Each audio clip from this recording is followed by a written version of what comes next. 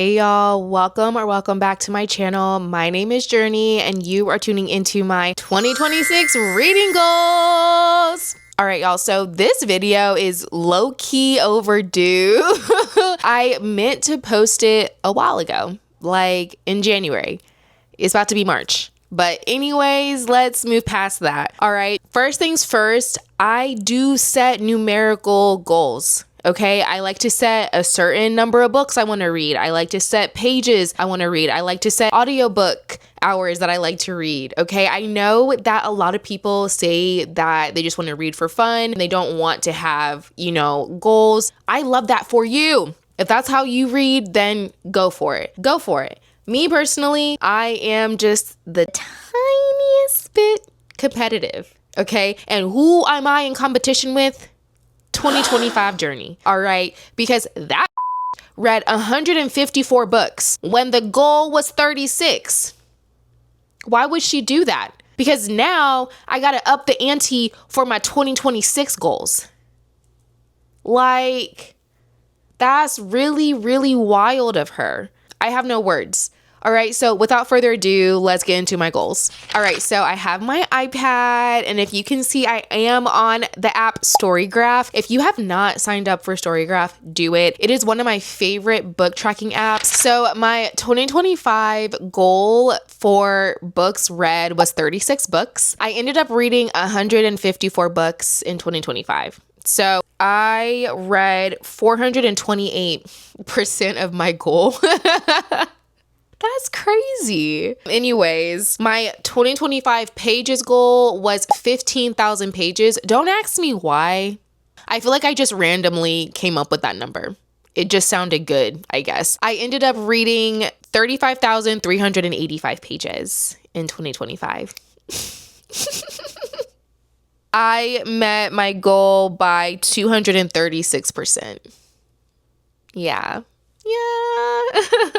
My 2025 hour goal for audiobooks was 5 hours. Mind you, this was so low because I had never read an audiobook until last year. And I thought that I hated audiobooks. I thought that they didn't really count as reading. I was very ignorant, I will admit that, because they are absolutely reading. I will fight somebody if they say that it's not reading. I will, because what do you mean? What do you mean? What do you mean? But yeah, because it's reading, okay? And honestly, it has become one of my favorite ways to read, if not my favorite. Honestly, I'm pretty sure it's number one, but I just can't commit to saying that. So it's like, it's up there, but I can't say it's number one because I love my Kindle down. Anyways, I ended up reading 512 hours of audiobooks. Nuts! I met my hourly goal by 10,258%. Like, this is crazy. So now let me get into my 2026 goals and talk about them a little bit because I am really excited for them, even though I am behind. I'm behind already. Mind you, it's only February. That's crazy. But the year is not over. It has just begun. All right, so I believe that I will crush these goals. Maybe not crush them, but I'm definitely gonna hit these goals. If it's the last thing I do, I'm gonna hit these goals. All right, so for 2026, my goals are as follows. I would like to read 175 books. I want to read 40,000 pages, and I want to listen to 525 hours of audiobooks. So these numerical goals are pretty self-explanatory, I feel like. I wanted to do better than last year, but not too crazy. Like, could I have set a goal of 200 books? Yes. But do I really think that I'm going to read 200 books? Honestly, no. Because to tell you the truth, the past 2 weeks, I've kind of been in a slump. And I've never been in a slump before. I am shook because I just knew that would never happen to me. Joke's on me. It happened. All right, so I haven't even been really reading like that the past 2 weeks because I don't know what it is. There's been a lot of things going on personally, and I just haven't been in like the mood to read. And I just haven't really found any books that were like calling to me to read them. You know, I would start something and I'd be like, nah, I don't want to read this. Or I would try to finish a book that I've already started and I'm like, nah, this is not hitting. But the past couple of days, I've been reading, and I'm excited because as a reader, that was hard. That was really hard because I consume so many books. I really do. People always ask me, how do I read so much in a week, in a year? Baby, all I do is read. I'm not watching TV. I'm not listening to music. I was going to say I'm not scrolling on social media, but I be doing that. I do that. Pretty much any other way that you consume media, I'm consuming books. Okay. I always have my Kindle in my hand or I'm listening to an audiobook. That's just what it is. So it literally was like hurting me that I just was not feeling like reading. I was like, damn, that's so crazy. Like, girl, just read. I also have 4 goals that are not numerical. Well, one of them, yes, kind of, but not really. So let's get into those.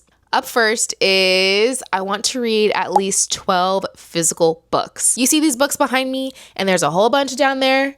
I'm not reading them. In the past like month, I've gotten 5 new books.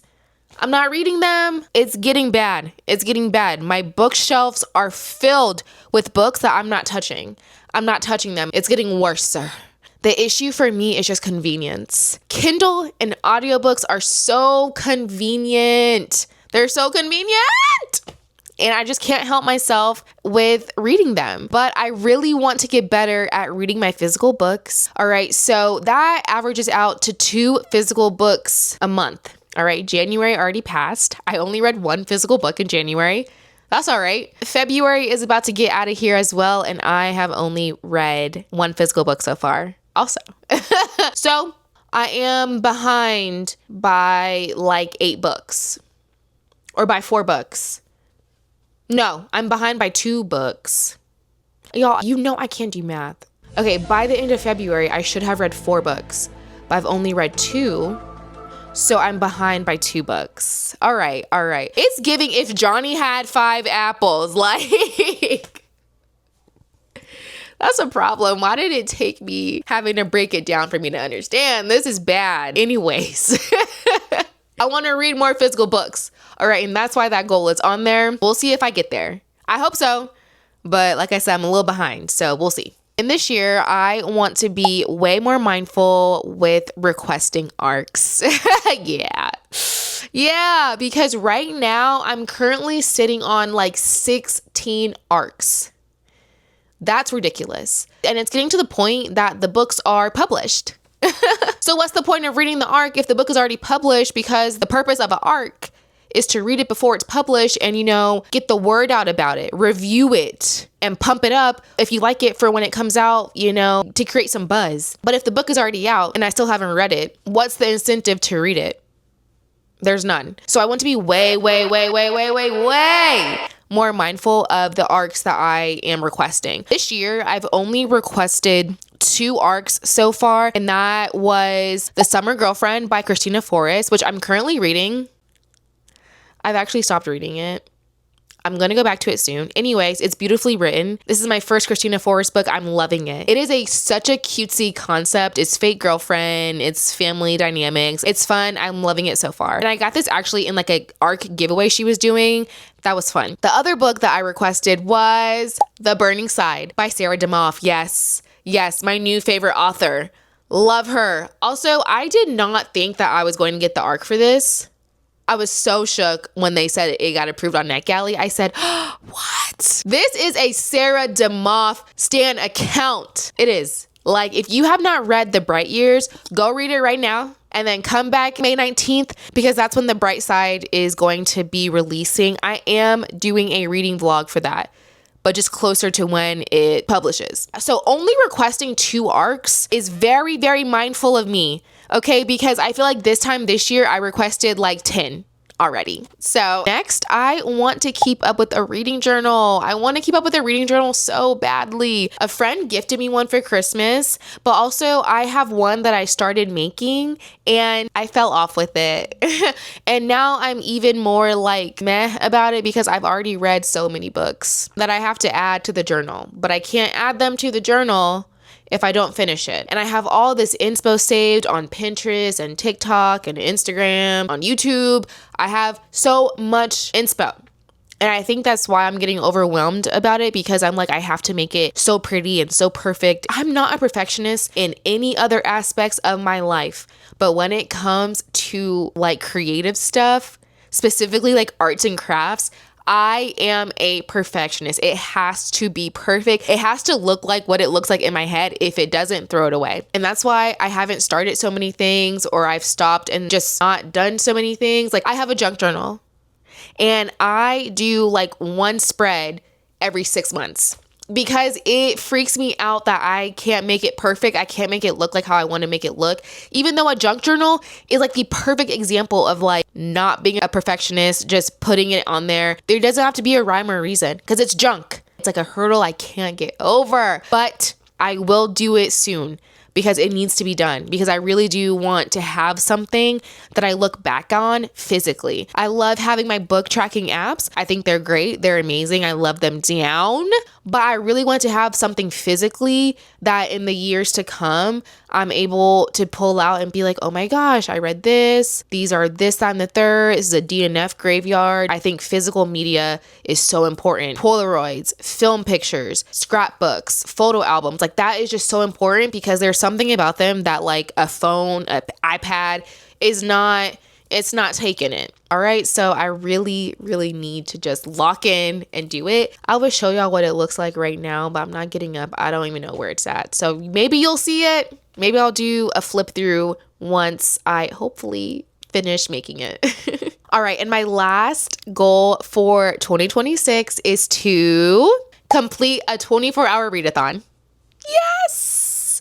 Yes. So I am so excited to do one of these. When am I going to do it? I don't know. But I have the whole year to figure it out. I definitely want to do a YouTube video for it. I have to figure out the rules that I want to do. There's so many rules out there with how people do it. I really do think that it's up to you to decide how you want to do the readathon. Because I know some people pause, some people just do it straight through. You know, and I want to plan out what I'm going to read. People say that it's really good to have like other stuff that you're doing, like a diamond art painting, scrapbooking. If you're like listening to an audiobook, kind of like activity to keep your hands busy so you're not just like sitting there listening to an audiobook. But yeah, I really, really want to do a readathon. If you have any readathon tips, let me know. All right, I would love to hear them, because I literally have no clue how I want to do it. Also, I want to share a Storygraph challenge that I'm doing this year as well. It is the diversity experience, and this is a challenge that was started by D Hearts Books. I'll put the link below, because if you are on Storygraph, you can join the challenge at any time, but it's throughout the whole year. So I will read what the diversity experience is, okay? The diversity experience is a culture-forward reading challenge focused on stories that reflect a wide range of identities, histories, and lived experiences. This challenge invites you to read across cultures, generations, abilities, orientations, and global settings while uplifting marginalized and under-reviewed voices. Prompts include stories that are centered on Black joy, global perspectives, sapphic connections, disability and chronic illness, overlooked history, independent authors, and books rooted in culture, community, and healing. Like, how awesome does that sound? So this year, I really want to diversify my reading, and I want to diversify it by reading more LGBTQ stories, by reading about chronic illnesses, and, you know, so many different things that were listed that I do not go out of my way to read. So just a few prompts that the challenge has: a book where the protagonist is 40 plus and living their best grown-up lives. A book that includes a misunderstood villain or criminal. A book that takes place on a different continent. Those are just a couple of the prompts, and I just think that it is such an amazing challenge, and I really hope that I finish it and just be more intentional about reading diverse books. So yeah, I really, really just want to be better than last year, but I don't want to make it so that it just feels unattainable. Last year was just really crazy. I just really got into reading. 2024, I read, and I was just like a baby reader, I would say. But 2025 was my year where I was like, hello, I'm a reader, thank you. I was just reading nonstop. So I want to keep up the momentum, but I also don't want to burn myself out and stress myself out about these goals. Also, I am not stressing these goals. I'm not, because you know what Storygraph is telling me right now? They're telling me that I am 5 books behind my book goal, and I am 2,815 pages behind on my pages goal. So that's awesome. But I am ahead on my hours goal by 93 hours. So balance, baby, balance. Okay, so I'm not stressing these goals like that for real. If I hit them, I hit them, and that's amazing. If I don't, that's cool too. Either way, I would have read some really awesome books, and I love that for me. So those are all of my goals, y'all. If you have any reading goals for the year, let me know. I love to hear them, whether they're numerical or not. And yeah, that's all I got for today's video. Thank you so much for watching, and I'll see you guys in the next video. Bye.